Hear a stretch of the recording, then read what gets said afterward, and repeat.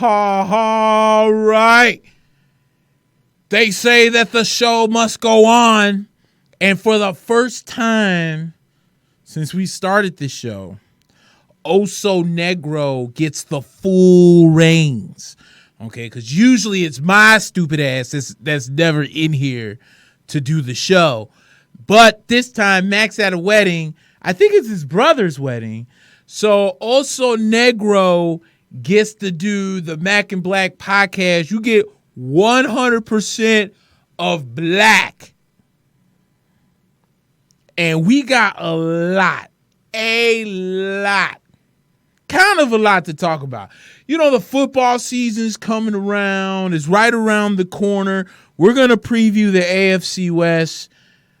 But this is the Mack and Black podcast, and this podcast is brought to you by Pod River Networks, Intrinsic Marketing, Hodgepodge, and Nux 3-in-1 Refresher Spray. You can also listen to us on iTunes, Spotify, Google Play, and any other place for podcasts. And if you would like to call into this wonderful show, the phone number is 312-869-4117. That again is 312-869-4117. And I'm going to hold on a second. I just messed this up. Oh my goodness. All right, there we go. My first time ever doing this. Just check the Yankees game. Your pitching needs to be better. That is pure facts. I have no idea. You know what the Yankees need right now? How about a day off? I don't think the Yankees have had a day off in at least the last, I don't know. It has to have been at least the last week and a half, 2 weeks. And I know everyone's like, oh, they're professionals and they should be able to, that team needs a break. You know, you just came off of a series with Minnesota where you took 2 or 3. You were able to get away with giving up so many runs because the Twins pitching staff isn't as strong as the Yankees, per se. But, man, the Yankees right now are getting pummeled again. And, dude, the Yankees need a day off. So whenever, there's a positive and a negative because it could be a wake-up call for the Yankees that, hey, look, this division isn't etched in stone yet. It's also a eye-opener that the Yankees are going to need some starting pitching. It's an eye-opener that maybe they need another arm in the bullpen because the Yankees can't keep waiting around hoping that Severino's going to be okay, hoping that Betances is going to be okay, because it seems like every time these guys take 5 steps forward, they take 10 steps back, and the Yankees can't afford to keep sitting out here and losing games to the Red Sox. I mean, and don't get me wrong, because the Red Sox went through slumps like this last year too. And I mean, and noticeably against the Yankees. Now, they beat them when it counts in the playoffs, but we're still in the regular season. We haven't gotten to the playoffs yet. So the Yankees still got work to do. They definitely do need some arms, though. They need some arms. They need some help right now, and they need a day off.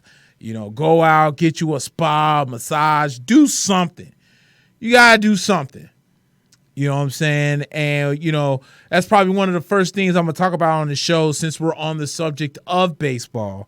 The trade deadline is in a few days, and as Mack has mentioned on the show many a times, it is now just a straight July 31st trade deadline. None of this non-waiver wire deadline crap. Like, I think to myself, if this never would have happened 2 years ago when Justin Verlander went to Houston, how much different that playoff series would have been. The Yankees, I think, could have made it all the way to the World Series, and Lord knows what they could have done against L.A., but Sean saying, what's up, Sean? He's saying last year, though, the errant throw by Andujar cost you guys, though, last year at Fenway during the sweep. Yeah. But, that's kind of what sucks about Andujar not being there. Now, don't get me wrong. Guys like DJ LeMahieu, guys like Gio Urshela, they have really held it down at third base for Andujar. And I was really looking forward to Andujar this year because I wanted to see how he was going to get better defensively. We know he has the bat. We know he can hit. but his fielding was very suspect. It was almost like a younger version of Eduardo Nunez when Eduardo Nunez was a member of the New York Yankees. When Eduardo Nunez was a member of the Yankees, the man could hit, the man could run, he was lightning on the bases. He couldn't field to save a day in his life, and it's what ultimately let him out of New York. You know what I'm saying? And I feel it's kind of going the same way. I feel it's the same way with I think it's the same way with Andujar. And, he was almost traded last year. Think about it. The Yankees almost got Noah Syndergaard last year. And I've made mention of this for a long time now, that I felt that a guy like Noah Syndergaard would make a lot of sense for the Yankees. Again, can the Mets put their pride to the side and make a deal that's going to help both teams? And I'm actually surprised that Jacob deGrom signed the contract that he did, because I felt as if maybe deGrom could test free agency. That's why I'm shocked that Mike Trout signed what he did. And I know everyone's like, look what happened with Bryce Harper and look what happened with Manny Machado, but I wouldn't put Mike Trout in the same conversation as Manny Machado and as Bryce Harper, because we all know how much of a diva Bryce Harper can be. And Manny Machado kind of played himself with the nonsense he was doing in the World Series. You know what I'm saying? So, again, it kind of blows my mind that the Yankees are sucking, but it's better that they do it now and get it fixed before the deadline than do it after the deadline and there's no way you can fix it. I don't think it's a pride thing. I think the Mets asking price is very high, especially for Zach Wheeler. I heard that the asking price on Zach Wheeler is insane, but I don't know why. The talent is there. We know that Zach Wheeler is a really good pitcher. You know what I'm saying? Zach Wheeler doesn't suck. He might be like the forgotten man when you talk about the Mets starting five, because we always talk about deGrom, and we talk about Syndergaard, and we talk about Matz, and then Jason Vargas is good here and there. But Zach Wheeler seems to be that forgotten five. The man can throw. We saw him against the Yankees, shut them down, throwing heat up to 96 miles an hour. That would be great for the New York Yankees. At least they don't suck against the Rays. Yeah, the Yankees have owned Tampa. That's facts. The Yankees have owned the Rays. For what it's worth, the Yankees have owned the East. It's just every baseball team goes through this slump. That's why I'm saying I'm grateful that it's being done now than after the deadline. Because if this was happening after the deadline, the Yankees would be ultra screwed. But I don't know where the Yankees are going to turn, because there's reports now that the Giants may not trade Madison Bumgarner, which I think is a mistake, because I don't think the Giants are as good as they have been playing as of late. They need to start the rebuild. There's talks that the Toronto Blue Jays don't want to give up on Marcus Stroman, which I think is a further mistake, and not so much because I want him per se in a Yankees uniform, but now there's all this talk that teams like the Tigers and the Blue Jays want Gleyber Torres for whoever they're going to get, and that's not happening.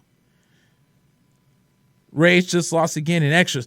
Weren't the Rays up like 9-3 on the Blue Jays the last time I checked? Sean says he's an on and off, much like Severino. He takes 5 steps forward to take 10 steps back. I agree. Luis Severino in the first half last year was a Cy Young. In the second half, he became an average pitcher. And maybe that's leaning to some of the lat issues that he's having right now. I know you're off for an off season, but at the same time, I feel, that's what leads to some of these issues. You got to give Aaron Boone all the credit in the world. This man has kept this team afloat, with all the injuries and everything that's happened to this team. My thing is I've never been a fan of Larry Rothschild, and I could really love to see Larry Rothschild go. That's me personally.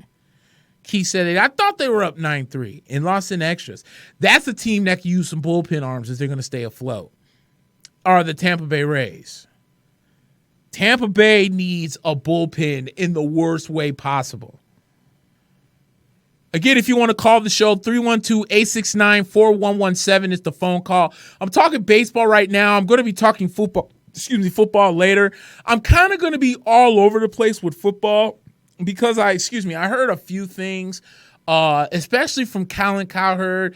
I saw a few pictures and stuff that I want to discuss, but I'm definitely reviewing the AFC West, and I'm prolonging this because the AFC West, in my opinion, this year is so hard to figure out who it is I want to win because Oakland got better, Denver got much better, the Chargers are raw, and the Chiefs are raw. And we'll figure out where I want to go. As I'm talking to you guys, thoughts on so-called Bucs fans downing Jameis because he was throwing interceptions on day one. I saw some of the balls that he threw. The one that I saw that a lot of people was clowning, I can't think of who it was that picked it off, but it seemed like he underthrew the ball. But I looked at it as two things. Here's the thing about Jameis, okay? And here in Chicago, I actually was working this morning, and there's a show on ESPN with Carmen DeFalco and Mike North, and they always talk about it's like a betting show. And Carmen DeFalco came up with this stat where over the last 15 years, there has been at least one team that has gone from worst to first in 13 of those years. So obviously our Buccaneers was last year. And here's the thing about Jameis. The problem that I have with what Bucs fans do with Jameis Winston is everyone focuses on the interceptions and the losses. No one ever looks at the full game. Do you know that last year in his last 7 games, Jameis Winston went 13-4 touchdowns to interceptions? A lot of people don't know that. A lot of people don't know that. Why? Because everyone is so gung-ho about trying to make fun of Jameis and the interception that he throws. And I think it's unfair because I remember a guy who wore number 4 in Green Bay who threw a lot of interceptions. And I don't remember Green Bay fans saying, oh, damn it, we got to go out there and find me another Brett Favre. We got to get rid of Brett Favre because this guy's a piece of crap and this, that, and everything else. No, he was a gunslinger. So you took the good with the bad. Let's stop. Okay, let's break down. Now that Keith then brought it up, let me go ahead and just break this down, okay? Do we not forget that Jameis Winston in his first 2 years threw for the most yards ever by a quarterback in his first 2 years? And then in his third year, the man was hurt. And last year, not only was he suspended, but the team was such in turmoil that Dirk Cutter had no idea who exactly he wanted to start and not start. You're playing quarterback carousel because Fitzpatrick was the backup, but you wanted to stick with the hot hand, and then we got our asses whooped in Chicago, and the Bears just pretty much started the free fall that was the Bucs because then Dirk Cutter doesn't know if he wants to start Jameis or he doesn't know if he wants to start Ryan Fitzpatrick. And what we saw in Jameis is the same exact thing we saw in Vita Vea because we have to remember that Vita Vea didn't play for the first 4 or 5 games because he got hurt with a calf strain. So when he first came back, he was slow. He was trying to get things together. He was trying to get his game together. Once he got game time under his belt and his preseason, so to speak, Vita Vea was a flipping monster for the Buccaneers. It's the same thing with Jameis Winston. He was throwing picks. He had that horrible game against Cleveland, and they still miraculously won that football game, but he looked like crap. But in his last 7 games, 13-4 touchdowns to interceptions. Come on, man. Look at some of these comments. Rob said he wants us to take Pedro Strop. You can keep his ass. I'm assuming that CJ is Carl Edwards Jr. Maybe. Actually take Ian Happ. If you want Addison Russell, I'll approve it. We don't have enough infield spots for that. Keith says he was balling out, but our defense was so bad it wouldn't have mattered. Exactly. That is the exact truth. And I'm just so confused because I put up a picture earlier today. Someone took a picture of Mike Evans, Brashard Perryman, and Chris Godwin. And this one dude was like, because this one guy that I know is a Lions fan hypes them up all the time. And they're like, if that was a Lions, you'd be making fun of him. But the point that I'm saying is Mike Evans is arguably a top 5, if not a top 3 wide receiver in the league. And he gets disrespected every day. As a matter of fact, the great A.J. Green just went down with a foot injury again. Mr. Injury Prone A.J. Green once again went down today. Come on, man. He had no momentum and he was coaching himself. Exactly. I'm going to say this too about Jameis Winston. Let me say this too about Jameis Winston. Did you notice, I don't know if it was last year or the year before, when he would have the visor in his helmet, that Jameis threw a lot better. And then when he would take it off, if I'm not mistaken, I think that was in the Giants game, where the Bucs beat the Giants 2 years ago. He had the visor on, and he was throwing like a monster. And then he took the visor off, and he was throwing picks all over the place. I am convinced that Jameis Winston has a vision problem and is not saying anything about it because, there's that meme when he was in Florida State and looked like he's squinting. I feel like he does the same nonsense in Tampa. Haven't people heard the phrase defense wins championships? And let me say this too about our defense, because a lot of people underrate the fact that we went out there and got Todd Bowles. And Todd Bowles is going to run a more attacking 3-4 defense. This is exactly why you have 4 preseason games, to learn this kind of stuff in the preseason games. All this talk about the NFL wanting to do 18 games is stupid as balls, and I don't like it. Because, again, you want to try and please the fans. F the fans. I'm a fan myself. And I'll tell you right now that I don't want 16 games in the NFL. It's not that serious. The preseason is not for fans. The preseason is for players trying to get a spot, and it's for fantasy players that are looking for that sleeper. That's what it's for. It's not for the fans. You know what's for the fans? 17 weeks of football, 4 weeks of playoffs, which includes the Super Bowl. That's what's for the fans. This stuff's not for the fans. That's not what the preseason is about. A prescribed visor. That's what I'm talking about. When Jameis Winston has that visor on, he throws so much better. I'm telling you, Jameis Winston is a better quarterback than a lot of people give him credit, because a lot of people focus on the interceptions and the fumbles and the off the field issues. But as I mentioned before, there's a lot in Jameis's favor. A, he's a husband now. B, he's a brand new dad. So I feel like there's a maturity level now that goes with that. C, he's playing for a new contract. And D, he has Bruce Arians with Byron Leftwich, who's kind of similar to an extent. I think Jameis throws the ball a lot quicker than Byron Leftwich, but I think that there's a lot of similarities in their game where Jameis can learn from Byron. Like, every time you go and you watch Jameis Winston talk, he's saying all the right things, and I think this is the year that it's all going to get put together. I really do. I have so much faith in number 3 this year. The Bucs are going to be a decent team this year. They are.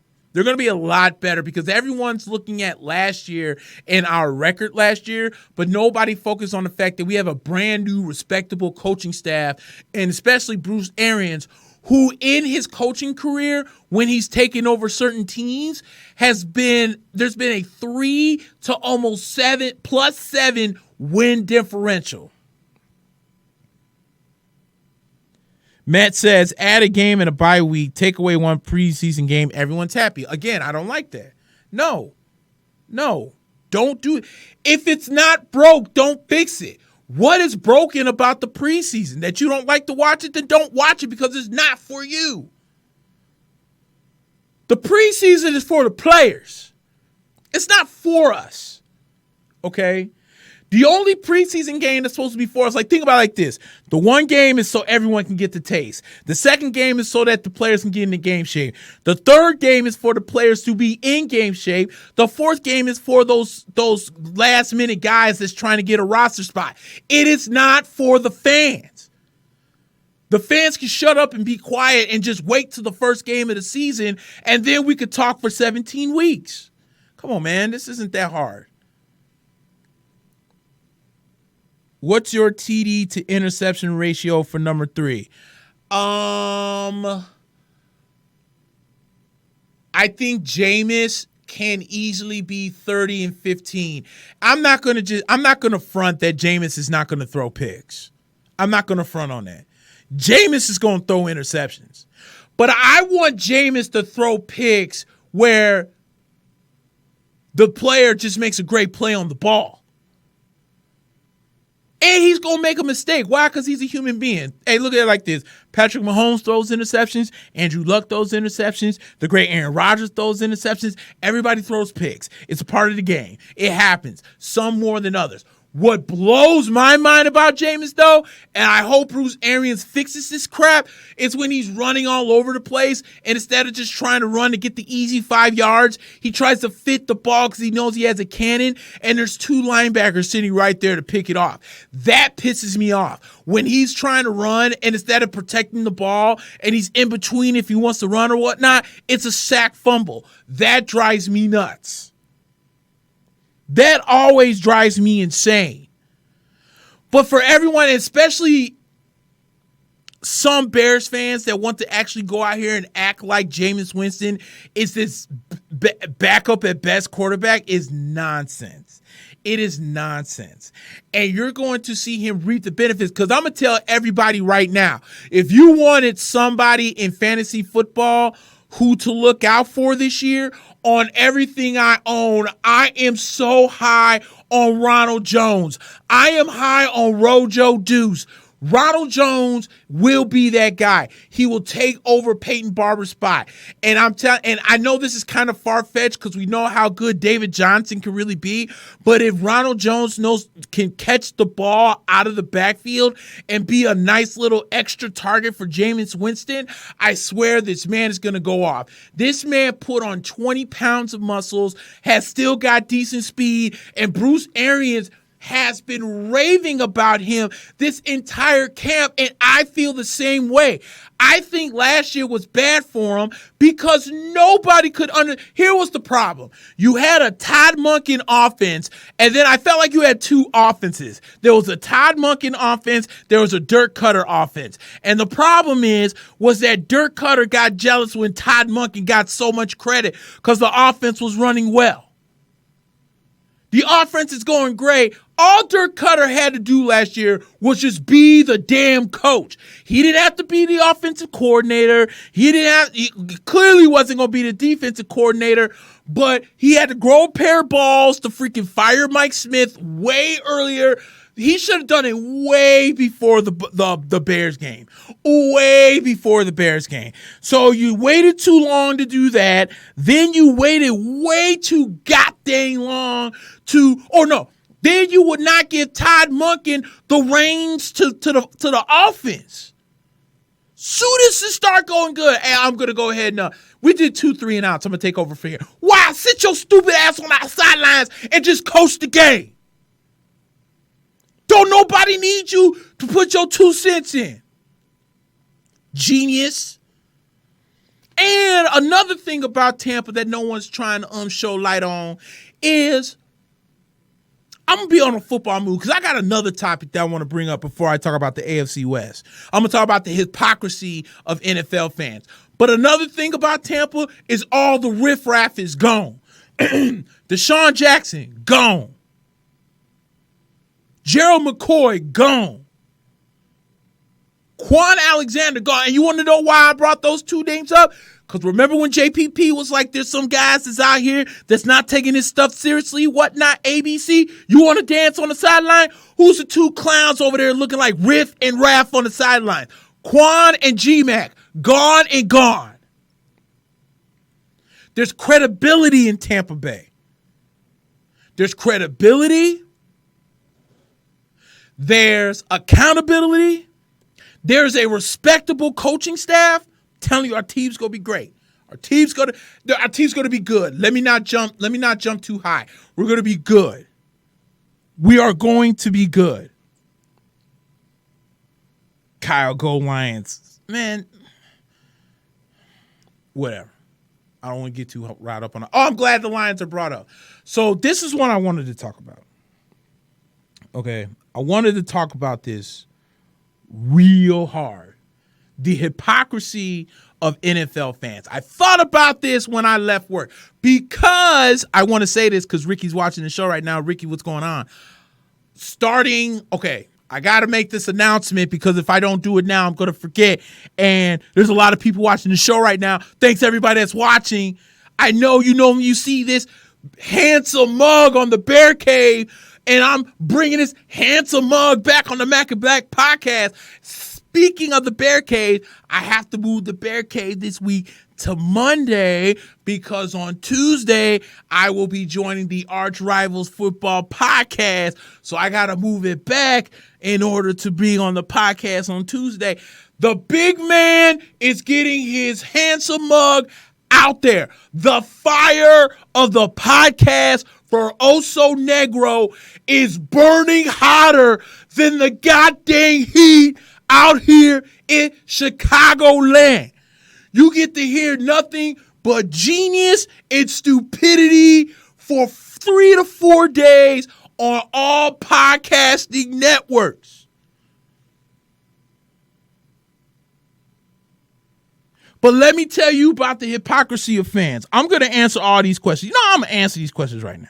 I'm going to answer these questions. Let's see. Key said he gained 20 pounds in the offseason. He looks so much better. Facts. Phil says college football. See me next week. I will talk all the college football next week.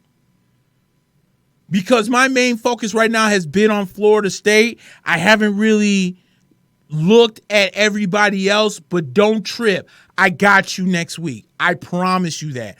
I will make the Oso Negro stamp of approval. Dude, I've been playing with this Nux stress ball for the last 2 weeks, and it's probably why I'm so great on these shows. Because when I know I'm going to snap, I just squeeze the ball. And then the ball just, it just makes me feel better. Don't worry, I got my water here too. Let me take a sip.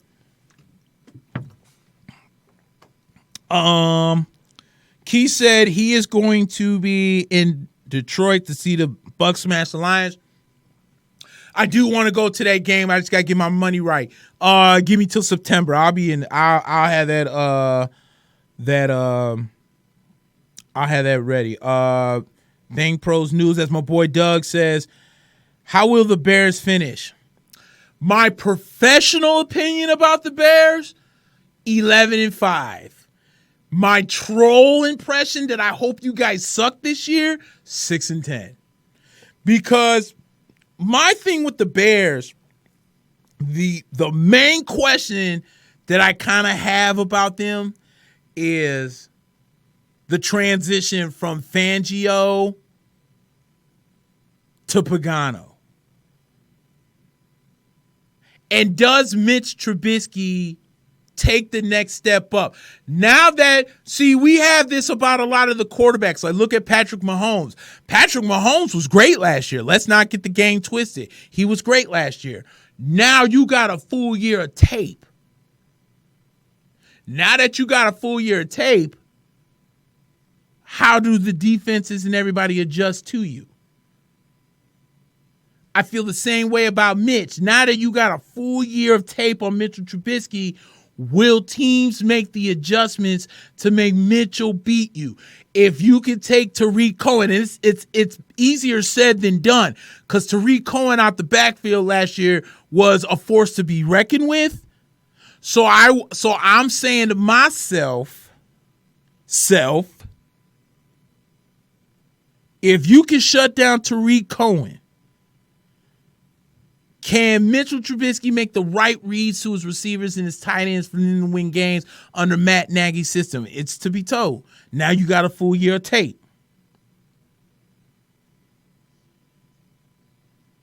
Ricky says, I'm not saying a peep about football till Tuesday. Hey, facts. I don't blame you. Matt says anything short of a Super Bowl is a disappointment for the Bears, like 17 points away from being undefeated last year. I mean, true, but... here's the funny thing. We all blame Cody Parkey for missing that field goal, but how about blaming the defense for letting the Philadelphia Eagles just march right down the field to take the lead in the first damn place? Where was the great Khalil Mack, Mr. 99 on Madden, Khalil Mack at in the last two drives of the Eagles? Nowhere to be found. He was over there getting smothered by Jason Peters. Matt says, I want what Nick is smoking. Oh, based on what? The fact I think you guys will be 11-5, or that I want to troll the crap out of your team and hope that you fans suffer because you guys give me gas and I have to deal with you 17 weeks of the season because I live in this area. First time he's in the same system, a complex one, and now he knows how to run it. Going to be leaps and bounds better than an already Pro Bowl season, still with the best defense in the league last year. And Ricky says, all I say is 7 wins. Hey, man. It's a lot of expectation on the Bears. A lot. Because this team, I already know who I have in the AFC winning the Super Bowl, and that pick will come next week. Because next week we'll review the AFC South. Today we're going to do the West. But before I get to that, I was thinking of something yesterday. And I want to bring this up. And I feel like this is an appropriate conversation to have. It is the hypocrisy of the NFL fan. Now, you're saying to yourself, Nick, why are you calling most NFL fans hypocrites? What is the greatest argument in the NFL? Who's the best running back to ever play? Many people say it's Walter Payton. Can't go wrong with that. Many people say it's Jim Brown. Can't go wrong with that. Many people say it's Barry Sanders. Can't go wrong with that. I say it's Emmitt Smith, who is, I don't know, the all-time leader in rushing yards, and I don't know, a 3-time Super Bowl champion, right? And here is everybody's reasoning. Oh, but Nick, Dallas had that all-pro offensive line. Of course, Emmitt Smith, my 5-year-old son could run behind that offensive line. It's got to be Barry Sanders. Barry Sanders didn't have crap, and he almost broke the record before he quit, because that's what Barry Sanders did. He quit, but everyone would be like, but he retired, though. But, Nick, you can't keep saying Emmitt Smith because he had a team. It has to be Barry Sanders. Okay. I disagree with you on that, but okay. So then I want you to explain to me how come Jerry Rice then becomes the greatest wide receiver of all time? Because in my opinion, it's Randy Moss. Because if you're going to use that same energy on Barry Sanders to Emmitt Smith, how can I not use the same energy saying that Jerry Rice caught passes for not one but 2 Hall of Fame quarterbacks and won 2-time MVP in Rich Gannon? Help me out. Because in his prime of primes, Randy Moss was making quarterbacks look like Hall of Famers. Randall Cunningham was at the end of his career when the Vikings drafted Randy Moss.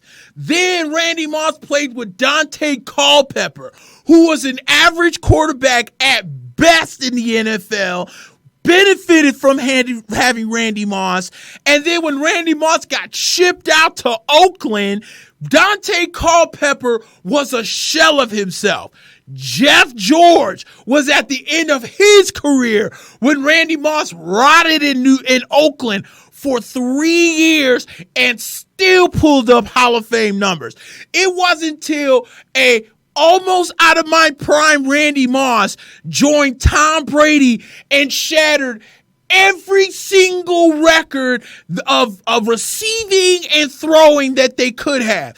But oh no, Jerry Rice is the greatest wide receiver in the game, right? Meanwhile, you gonna come at me with energy talking about Barry Sanders is better than Emmitt Smith, even though Emmitt Smith is a 3-time champ and the all-time leading rusher? Give me a break. You're hypocrites. Hypocrites.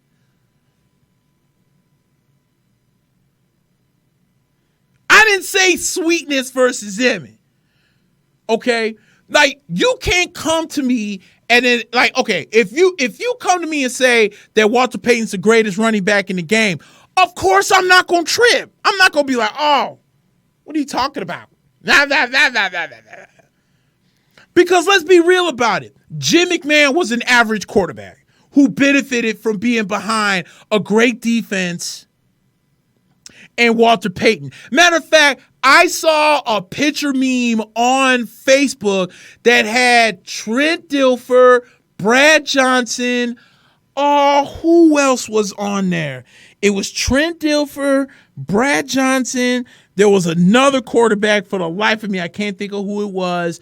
And the fourth option was somebody I forgot. And the question was, which one of these quarterbacks rolled the defense to a Super Bowl championship? And I'm thinking to myself, how is Jim McMahon not on this list?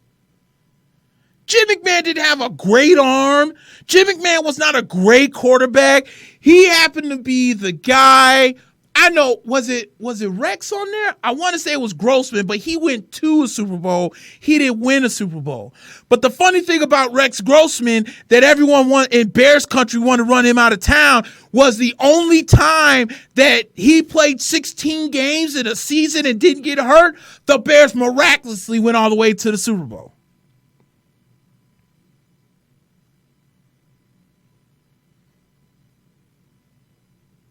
Matt Charles says, I agree. You could say Brown, Sanders, or Walter. Emmett is a tier below. Emmett is not a tier below. See, here's another problem with Bears fans. It's too much flash. We look at too much flash. Sweetness was a flashy running back. Barry Sanders was a flashy running back. Emmett just ran through holes.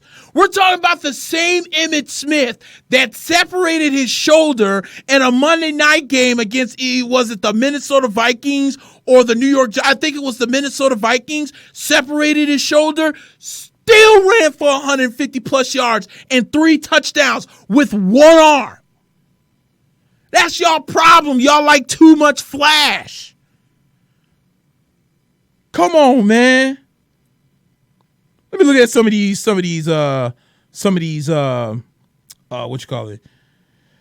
comments. Ricky says I was legit last year and called the Bears a playoff team, won a Benjamin for that call. Facts.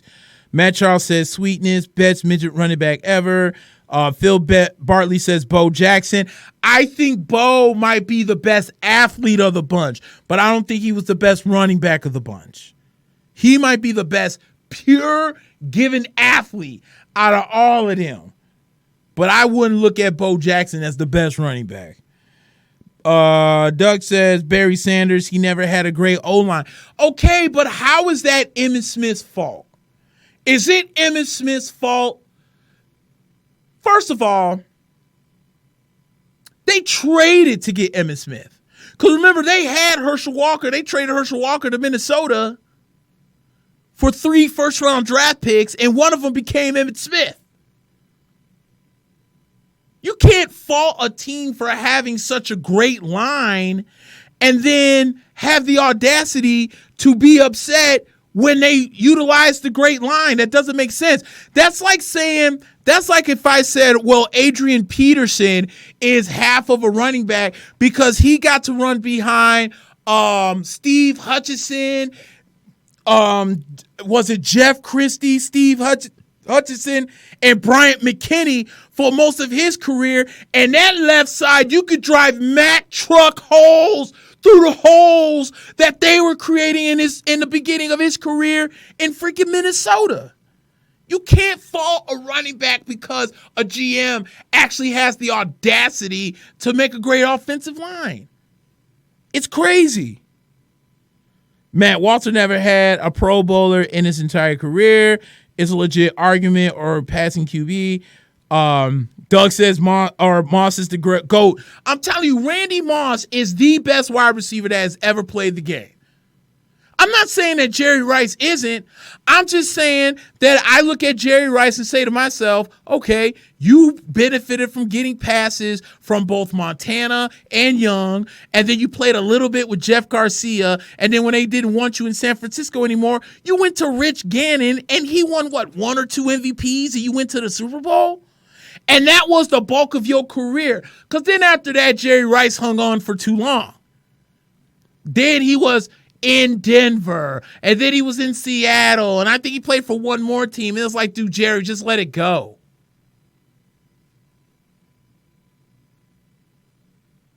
Ricky says Trent Dilfer in that. I think Trent Dilfer did run that. I think he did. Brad Johnson was a lot better than people gave him credit for the Bucs. He was that veteran quarterback that John Gruden likes to have. And then in that year in 2002, man, the Bucs was just on fire. They were destined to finally get that Super Bowl ring, and they did. Hands down. Didn't Dilfer win one with a super defense with the Baltimore Ravens? Oh, yeah. Emmett had Hall of Famers on the O-line, quarterback, and wide receiver. Again, how is that Emmitt Smith's fault? Because I could turn around and say that Walter Payton played with one of the greatest defenses out there. Dan Hampton, Steve McMichael, Refrigerator Perry, Richard Dent. Okay analysis. Emmett had lanes open for him. Barry had to create his own lanes due to the mediocre line. Creating lanes is more of a skill. Dude, Barry Sanders was flashy like that. That's great. Emmitt Smith is still the all-time leading rusher. And I will still never give Barry Sanders the benefit of being the GOAT because GOATs don't quit. You can call it retirement. I call it a quitter. I'm gonna say for the Detroit Lions, they suck. And I can't believe you fired Wayne Fonz. Please trade me to Miami so I can go play with Dan Marino. That's what Barry Sanders did. It's a quitter. Matt, I ain't saying it's Emmett's fault, but Brown, Sweetness, and Barry would have had more yards on this Cowboys team. Yeah, if we're all assuming, all I know is still Emmitt Smith's the best, is the best running back out there. My boy Vic says Brad only had 6 picks that year in 2002. I'm saying, man, Brad Johnson was on fire. And look at it like this. Dude, do you know how good Brad Johnson and Keenan McCardell were that year? They had such a chemistry between Keyshawn, Keenan McCardell, and Joe Jurevicius. Boy, Brad Johnson felt so comfortable back there. Defense isn't on the field at the same time. Doesn't help his stats, only Super Bowl wins. Hey, man, look. I will forever, till the day God punches my clock, Emmitt Smith to me will forever be the best pure running back in football. Sorry. I can't go against a guy who has the most rushing yards in football. My boy Mike Allstott was on that team. I met Mike Allstott when the what you call it? What was it? Oh, the draft. When the draft was here back in 2014, what is this? Yeah, 14, when we drafted Jameis Winston. And it's so funny how I ran into him, because what happened was I was hanging out with my buddy and I had to take such a huge whiz. So I come out of the porta potty and then my buddy comes to me. He's like, "Hey man, isn't that Derrick Brooks on the cart?" And I look over and I was like, "Oh snap, Joe, it's Derrick Brooks in his gold jacket." I'm like, "Hell yeah, that's Derrick Brooks." I was like, "Hey, I gotta follow him." So I'm following him to this cart, and there was a tent. It was a Hall of Fame tent, and it was Derrick Brooks, Aeneas Williams. For the life of me, I can't think of who the other person was. And then there was a guy up there who didn't have a coat on. And I'm looking at him, I'm like, "Man, this bro looks very familiar." And the minute he opened his mouth and he said, "When Derek and I won the Super Bowl," I said, "Oh snap, that's Mike Allstott. That's Mike. Yo, Mike, can I get a picture with Mike Allstott?" Oh snap, dude, bro. So then, like, they was letting us get into the line to take pictures. And I'm bucked out. I'm all bucked out. I had my hat on. I had my Bucks hoodie that I still have to this day on. Boy, I'm out there bucked out. So they know that I wasn't no fake fan. And then I tried to get a picture with Derrick Brooks, but he was on that, "Oh, my time is past. I can only take 3 more." So I had to take like I was with him photo. Mike Allstott, coolest guy ever. He's like, "Yeah, man." I was like, "You went to JCA like back in '96?" He's like, "Yeah." I was like, "Bro, I graduated at Bolingbrook High School in '01, and maybe we played each other, and I seen you like run over some of our dudes." And he was like, "Yeah, that happened in I don't remember what year." And then I'm like, "Oh my God, like, bro, I ain't trying to dick ride or nothing, you know what I'm saying? But like, I ain't never really been face to face with a great Buccaneer like Mike Allstott. Can I get a picture?" He's like, "Yeah, man, go ahead." So I was like, "Hey man, get a photo with me." Geeked out. Bam. Oh my God, it was a great moment in Buccaneer history. For me, Mike Allstott is that dude.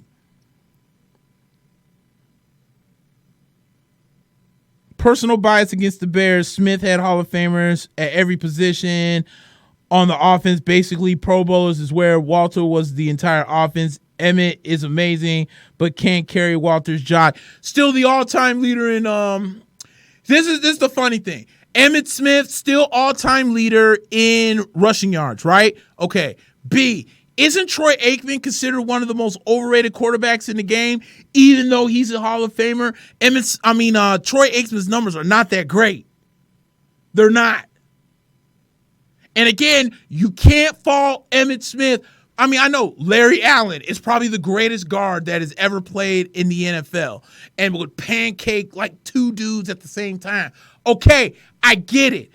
But at the end of the day, I'm not playing the if game. This is what I know.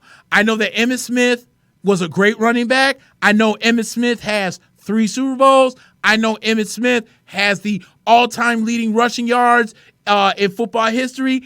And I know that he did it as a member of the Dallas Cowboys. He didn't have to leave and go do it for another team. No, he did it in Dallas against Seattle. So, I'm sorry, but I'm not putting any bias against Walter Payton. I'm not saying Walter Payton's not great.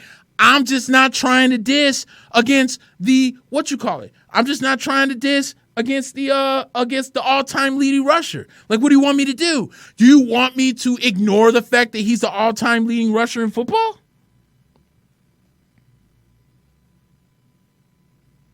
No, he broke the record in Dallas. He broke the record in Dallas against Seattle, and I remember this because he almost broke it. He needed 12 yards, and I think he got like 14, and had he not got tripped up in his ankle, it would have been a touchdown. I will put money on that he did it against Seattle, and I remember this because they stopped the game, and Walter Payton's wife had a video ready for Emmett when he broke the record. I will put money on that. Aikman got that gold jacket. We got the punky QB. No comparison. Yeah, it is a comparison because, no offense, I mean, Troy Aikman's numbers is not that great. Do you honestly think that let me ask you this question. Do you honestly think that that the Dallas Cowboys could have won those Super Bowls if Emmitt Smith wasn't running behind them? Absolutely not. Absolutely not. Because Emmitt Smith tore up Buffalo twice, tore up Washington, and Aikman benefited from Smith more than Smith benefited from Aikman. That's facts. Ricky said he's going to be right back. He's going to go check that. Go ahead, go check that. That is facts, ladies and gentlemen. I didn't think I was going to get fired up. Steve, I didn't think I was going to get fired up like this for the show. But what did I tell you? You just got to let the show flow because something's about to come out of you. Something. While I'm thinking about it, taking a break, are you interested in starting a podcast? Pod River is looking for interesting ideas for new shows.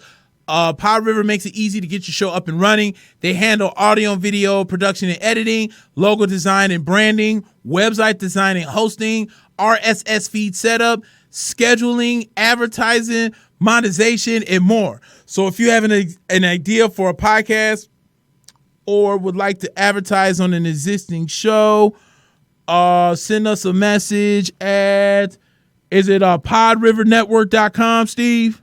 It's podriver.com. Podriver.com. There we go.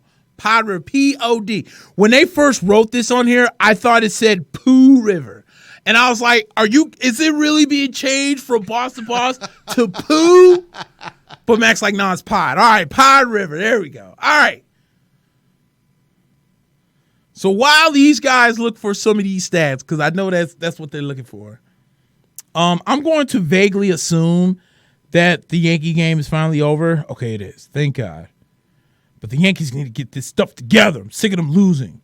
Driving me nuts. I say let's do we want to jump into the AFC West? We got to. We got to jump into the AFC West. It's a must. Okay? I say let's jump into the AFC West.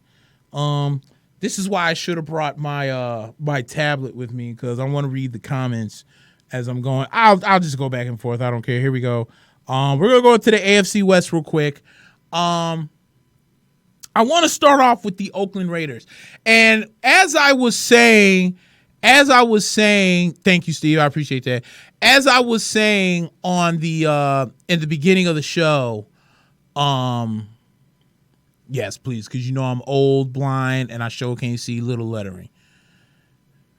Let me see. I think that's... I'm going to let you do your thing, and then I'll let you know when it's good. All right. I said at the beginning of the show that...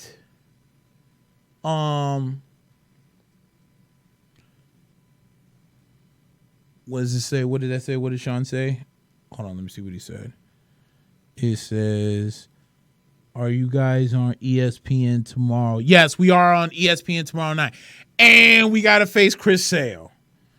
Oh, my God. And Chris Sale has found his pitching niche, too. Like, bruh. Man. As I said in the beginning of the show, the AFC West, I feel it's going to be my toughest division to predict because I feel like that there are four formidable teams here in the AFC West. And usually the way I go is I go from the team that I think is on the bottom to the team that I think is on the top. Okay? And so with that being said, let's start with Oakland. Okay? The Oakland Raiders came in last year. They had the 3rd overall pick. We know that they drafted Salim Farrell from Clemson. Was a big-time head-scratcher when they did it because there was a lot of speculation that Oakland was going to get Josh Allen, who was sitting there at 3, or I'm sorry, not the 3rd overall pick. They had the 4th overall pick. The Jets had the 3rd overall pick. They had the 4th overall pick. They thought that they were going to get Josh Allen because he had slipped pretty far down to 4, and they don't. They go with Salim Farrell. out of Clemson, which was a big-time head-scratcher because Salim Farrell wasn't even the best guy coming out of that Clemson class. They looked at him as the third best person on that defensive line. But once again, let's not forget that the GM of the Raiders is Mike Mayock, who I thought did a terrific job on NFL Network doing the draft, and he was most definitely missed this year. With that being said, the Raiders made some moves. They went out and they traded for Antonio Brown. After Antonio Brown wanted out of Pittsburgh, the Raiders went out and got him. The Raiders also in the first round drafted Josh Jacobs, which I thought was a really solid pickup for them because Doug Martin is kind of on his last legs. You know, I know he really hasn't had the same season since he had that huge season in Tampa about 3 years ago. So they go out and they bring out a guy like Josh Jacobs, and we all know that Alabama running backs can be, that's good right there, Steve, thank you. That's good right there. We all know that Josh Jacobs or Alabama running backs are kind of a hit and miss. Like we've seen guys like Trent Richardson fail. TJ Yeldon has been average at best. Give me another Alabama running back. There's so many of them. You know, they haven't really panned out. But Josh Jacobs was supposed to be kind of like that cream of the crop, so to speak. He was supposed to be that guy. You know, so the Raiders take a flyer out on him. Looking at their offense. Oh, and they did the move that I wanted Tampa Bay to do. And the move that I wanted Tampa Bay to do was I wanted Tampa to sign Trent Brown. And they gave Trent Brown a lot of money to protect Derek Carr. So, and now they're going more to a 4-3 defense. So you get the defensive end, Salim Farrell. You got Jonathan Hankins, Maurice Hurts, that's down there. And then you got Benson Mayowa. They bring in Vontaze Burfict. You got Carl Joseph, who's kind of on the fence whether if he was going to be on this team or not. You know what I'm saying? Also, they got LaMarcus Joyner in their secondary. I like this offensive line. You got Trent Brown on the right, Colton Miller, Chaz Green, Rodney Hudson, Gabe Jackson. But looking at their offense, Antonio Brown, Tyrell Williams comes over. You got Keon Hatcher, Darren Walker, and Luke Wilson as tight ends. So let's take a look at Oakland's schedule because Oakland's schedule is probably going to be interesting. So looking at Oakland's schedule, they open up Monday night against the Denver Broncos. Then they are at home against Denver. Then they're at home against Kansas City. They're in back-to-back away games against Minnesota and Indianapolis. And then they're home against the Bears. Then they get the bye week. And then there's a reason why there's an asterisk next to this Bears game. Is that game's played at a neutral location. So is that game in not Mexico, London? I think that's a London game. The Oakland versus Bears game, I think, is a London game. So then you're at Green Bay, at Houston, then 3 consecutive home games against Detroit, the Chargers, and Cincinnati. At the Jets, at KC, home against Tennessee, home against Jacksonville, and then back-to-back away games against the Clippers and against the Broncos.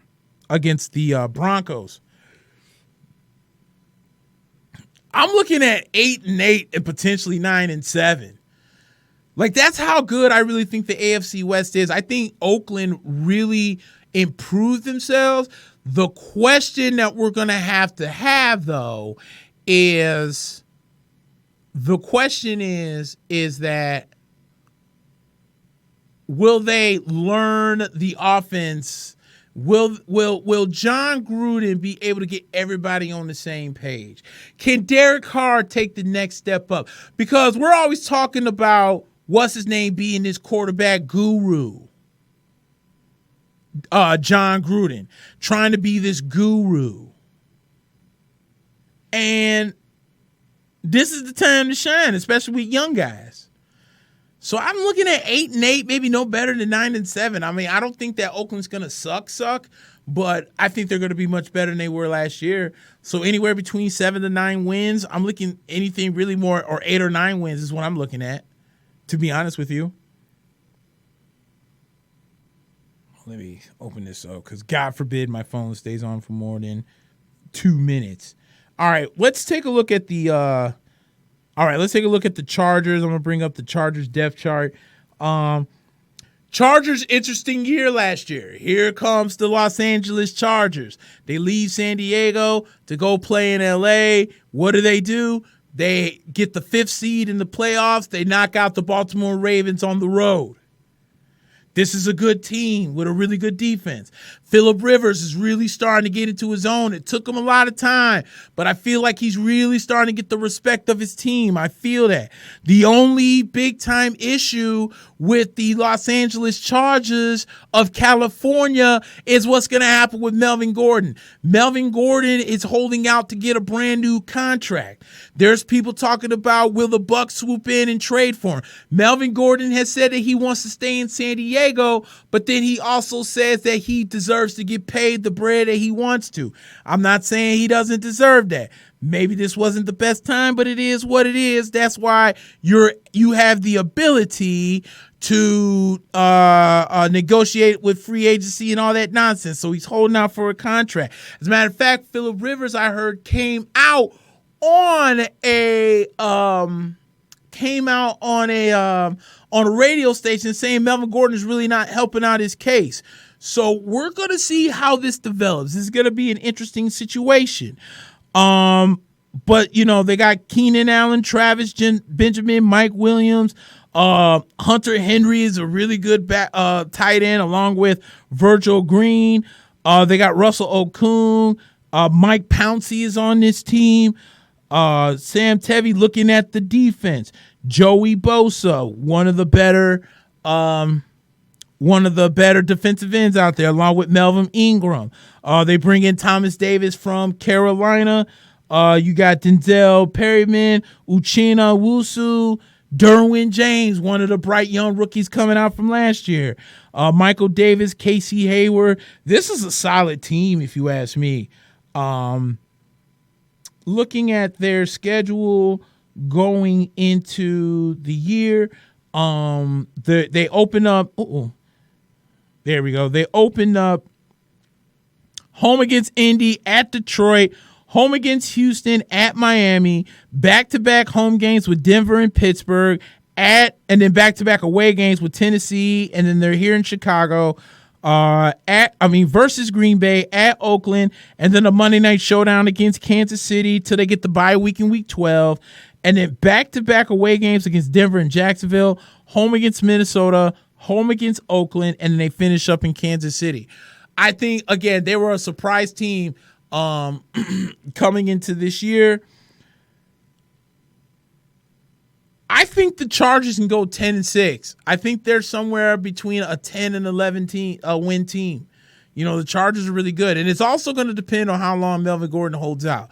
I think if Melvin Gordon does report to camp and plays accordingly, then maybe it's 10 to 11 wins. If he doesn't, because he is the game changer of the offense, it could be from 7 to 9. So I really think it all depends on what Melvin Gordon does, because, Phillip Rivers was pretty good last year, but it also benefited that he had a really good running game behind him.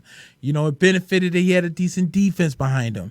So I think Melvin Gordon needs to figure this holdout out and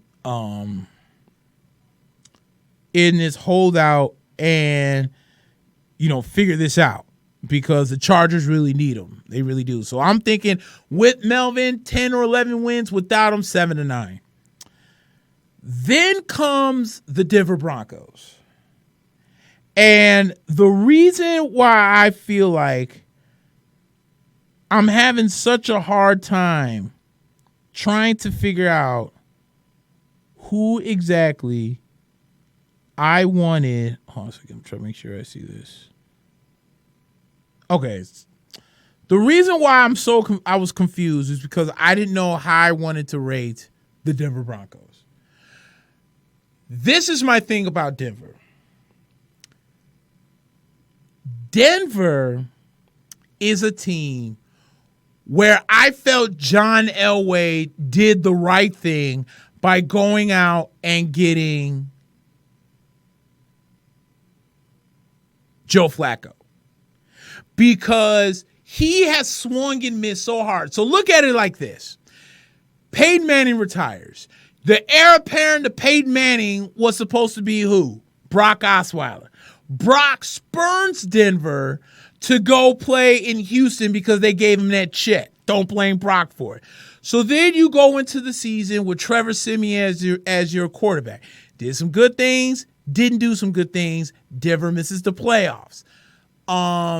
Then after the Trevor Siemian show's over with, you traded up to bring in Paxton Lynch. Paxton Lynch comes in, kind of is going back and forth with Trevor Siemian for the starting job. He doesn't work out. You throw him out, right? Now you went out and signed Case Keenum because Case Keenum had such a great year last year in Minnesota to only find out that he's fool's gold. So what do you go out and do? You trade with the Baltimore Ravens to bring in a veteran quarterback in Joe Flacco.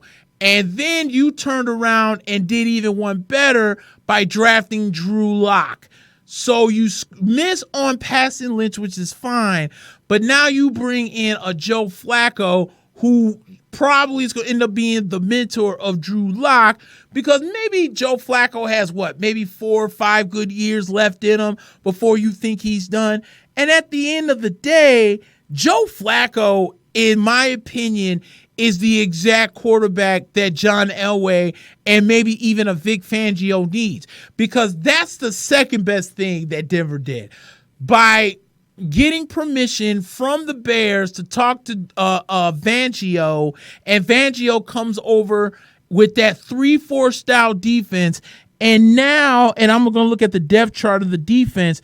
Now Vic Fangio gets to work with dudes like Bradley Chubb, with guys like Von Miller, with guys like Derek Wolfe, guys like Josie Jewell. That signing to me boosted where I thought Denver would be. So then I turn around and let me go back to the depth chart real quick because I thought Philip Lindsay last year had a decent year. Like Philip Lindsay, 1,039 yards and 9 touchdowns. He was pretty, serviceable for the Denver Broncos last year. And now you give that running game to a veteran like Joe Flacco. The only problem I have with Denver is their wide receiving core. Deshaun Hamilton, Cortland Sutton, Tim Patrick. It sounds like Denver can easily run a 2 tight end offense because you got both Jake Butt and Noah Fant. And I think Noah Fant is the kid that they drafted in the first round this past year. So Joe Flacco has now got to get that rapport with these guys. You know what I'm saying? And I think Joe Flacco, when he gets comfortable in Denver, he going to be all right. He's going to be all right. So I look at the schedule of Denver, and again they open up at Oakland. That's the dual Monday night game. Then they're home against the Bears, at Green Bay, home against Jacksonville, at the Chargers, back-to-back home games with Tennessee and Kansas City, at Indianapolis, and then home against the Browns before the bye week. Then it's back-to-back away games with Minnesota and Buffalo, home against the Chargers, at Houston, at Kansas City, and then finish up with back-to-back home games with Detroit and Oakland. I think this is a 9 to 10 win team.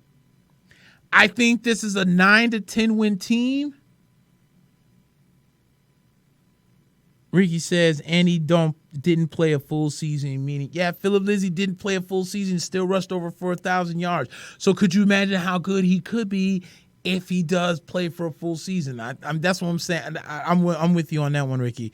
Not an easy schedule in my opinion. It's not, but I'm just so I thought that them bringing in Fangio was genius. A 3-4 guy. You saw what they did, and you saw what he did just with Khalil Mack single-handedly.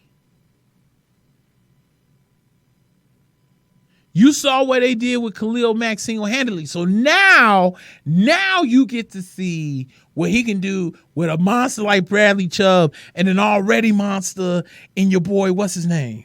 Von Miller. I think it's anywhere from 8 to 10 wins.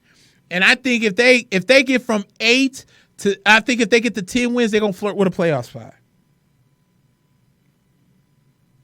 Because Joe Flacco is not only the quarterback I think that Denver needs, I think it's the quarterback that Vic Fangio needs. Because, Vic Fangio's mind is going to be on the defense. It's almost Tony Dungy-esque when he went to Indianapolis. I'm not saying that Joe Flacco is going to be next Peyton Manning. No.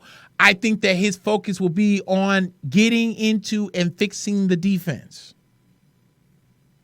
I think it's 8 to 10 win team. I really do. I'm high on Denver this year. And then last but not least, there they are right there, the Kansas City Chiefs. Chiefs they were 12-4 and rode all the way to overtime against the New England Patriots, and it just didn't work out.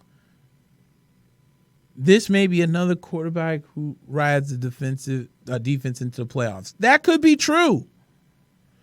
And you know what I think also, Ricky, when it comes with Joe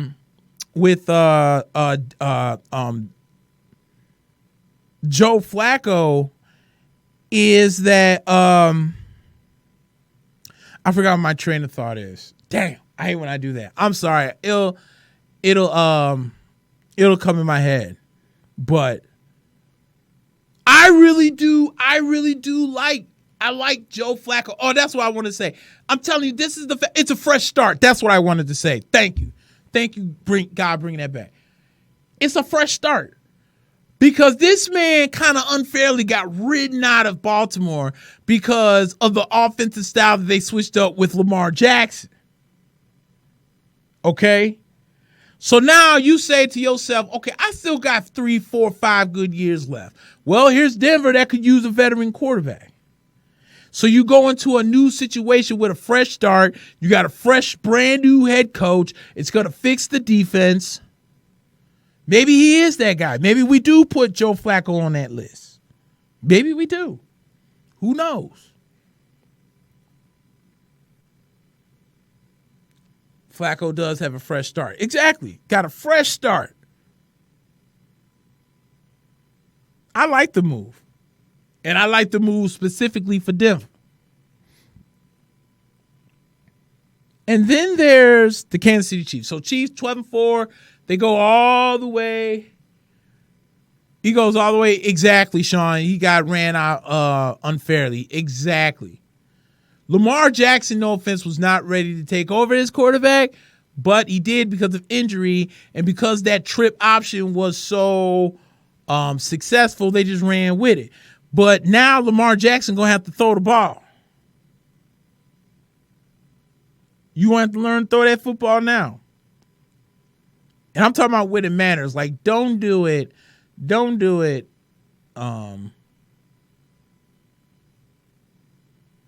in garbage time where you're down 37-9 to the freaking Los Angeles Chargers. Don't do that.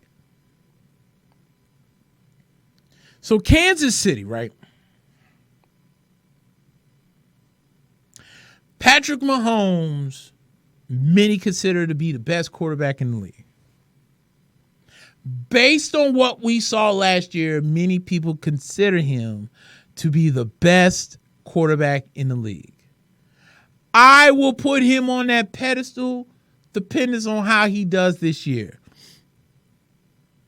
Because Kansas City, in my opinion, is not the same team they were last year. I think they lost a nice good handful of guys. Let's take a look. Looking at them defensively, Alex Okafor, Chris Jones, they run a 4-3. Derek Nandi, Frank Clark. They did